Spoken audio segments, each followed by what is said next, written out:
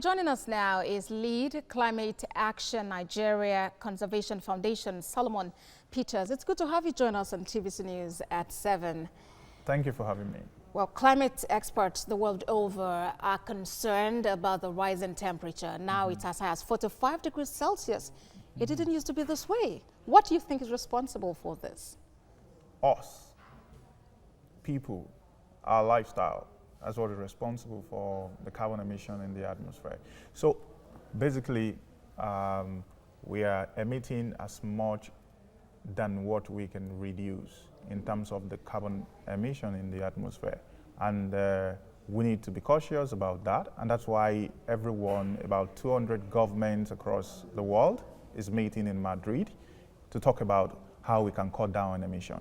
It's time to cut down on emission.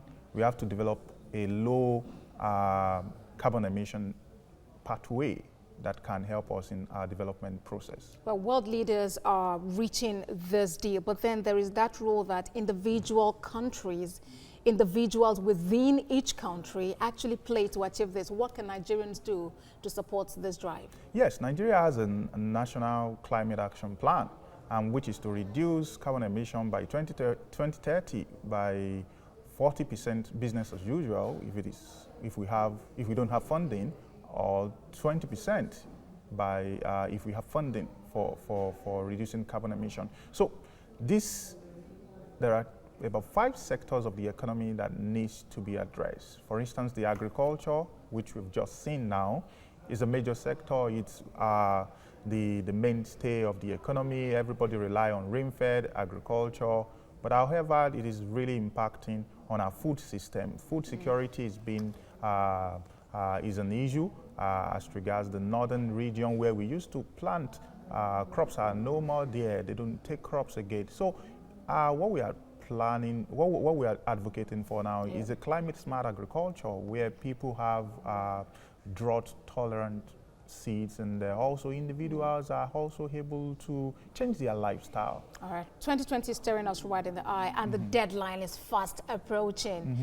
It therefore means that we need to sit up and actually get to work. If you look at the progress we've made so far, how would you rate us? We have not done much. Honestly, there are a lot of ways to reduce carbon emission, and that's why we are really calling on government across the world to really cut down on carbon emission. 2020, we have to revise our ambition. We must have an ambitious action plan. Every country must come together. It's part of what is being discussed in Madrid at the moment, and we're looking at revising those plans that we developed in 2015 so that we can be able to have something that is more ambitious, something that can achieve the Paris Agreement goal, which is to reduce carbon emission by below 1.5 degrees Celsius and at most below 2 degrees Celsius. Right, there's also that issue of plastic pollution everywhere, the waterways, on the highway, I mean, just about anywhere. What drastic steps can we take? What strong measures can be taken to manage this? Honestly, our government needs to do something about plastic pollution. It's really affecting our water system. Everything we use around the country goes into the ocean, and it affects animals. Animals get trapped into these plastics, and it's a problem for wildlife. However, government needs to ban single-use plastics. That's the only solution. This thing has been done in some African countries. We need to take a cue from these African countries, and such needs to be banned.